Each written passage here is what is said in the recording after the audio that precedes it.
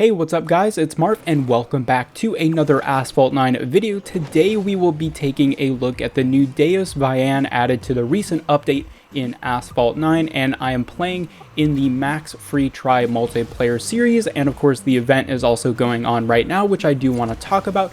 But before I get into the details about this car and its event, I do want to let you guys know that this weekend I am casting the next installment of the North American Snapdragon Pro Series Finals. This will be on the Asphalt YouTube channel and I believe some other channels as well. I'm really excited to be back, and I hope you guys enjoy this time as well because I know it'll be very exciting. So please keep an eye out for that. And as always, of course, you can follow me on all my different social media accounts and chat with me on Discord. Links to those will be in the description. Alright, so let's take a look and talk about the new DEUS VAYANNE. Now this was the premier car added to the most recent Asphalt 9 update, and it has a rank of 5082, so one of the highest ranked cars in Asphalt 9, but in my opinion I don't think it's worth going for because it has a couple of faults. Now not only is this car not perfect, but it also has a very hard event in terms of requirements. Now you need cars like the Devo,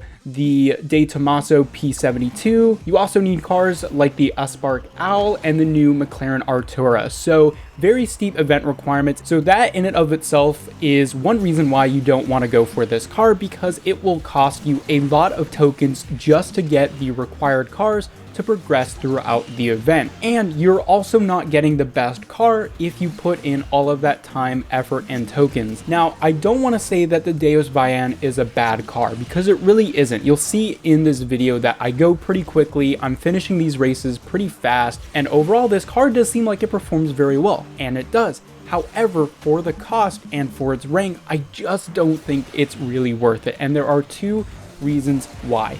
Firstly, the top speed maxes out at around 282, 283, I believe, miles per hour, which again, certainly is not bad, but once you start getting into the top end of S-Class, you're really talking about over 300 mile per hour cars. So other cars such as the Jesko, Tuatara, all that sort of stuff, you really want to see cars have well over 300 miles per hour if you want to be competitive. Again, this isn't bad for S-Class, but for its rank, I just think it is a little bit too slow. The second big disadvantage with this car is its handling. Now don't get me wrong, when you see me going around a corner, you'll notice that the speed doesn't drop too drastically, which is good.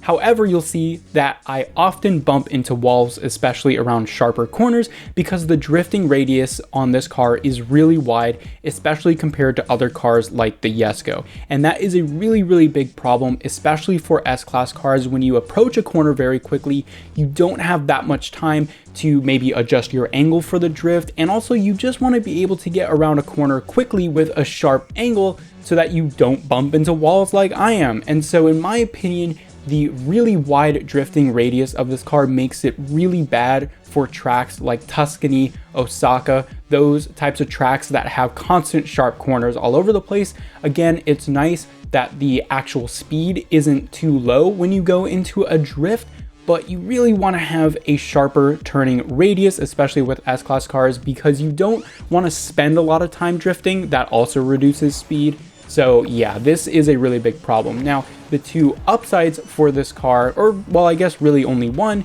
is the acceleration at 86, which isn't even amazing for S-Class. I believe other cars like the Asphalt Owl do have slightly higher acceleration if I'm not mistaken. But yeah, 86 is good, but combined with the 47 nitro efficiency means that you really do need shockwave a lot of the time. You do get up to your top speed very quickly, but you'll find yourself lacking, especially in that nitro efficiency department. So overall, if they were to boost a couple of the stats, maybe one or two of them, I'd say this is a really competent car, especially for its rank.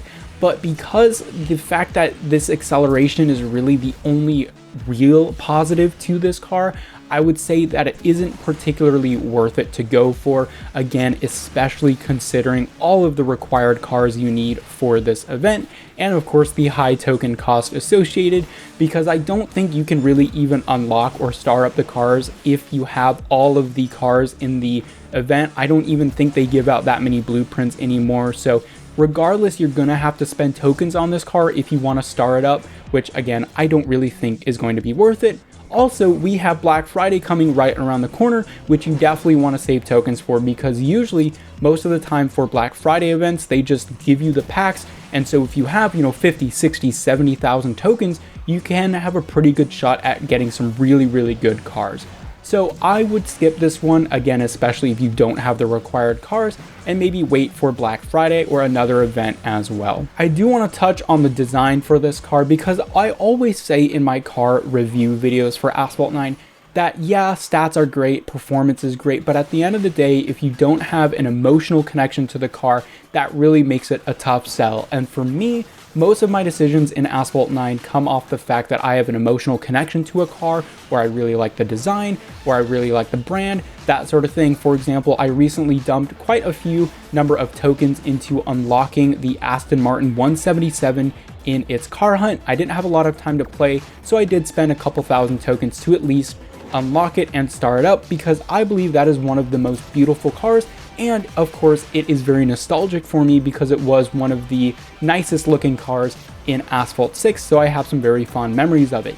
If you really like the design of this car, which I do have to say is quite a beautiful car, then it may be worth it for you to get. But just looking at the stats, looking at the car objectively, I don't think it would be a good idea to spend tokens on the DEUS VAYANNE. Alright, so as I was editing this video, I noticed that Furum uploaded his video about the DEUS VAYANNE, and I know if you see anything in the comments about people saying that I'm totally wrong about this car, you definitely know that they didn't watch the whole video, because in my opinion, I don't think it's quite as similar to just a buffed Tryon, mainly because the top speed of the Tryon is actually a couple miles per hour higher than this car, and it is a noticeable difference. But I just want to reiterate, when I'm talking about the handling, I'm not saying that it is a bad car. I'm not saying that it has bad handling.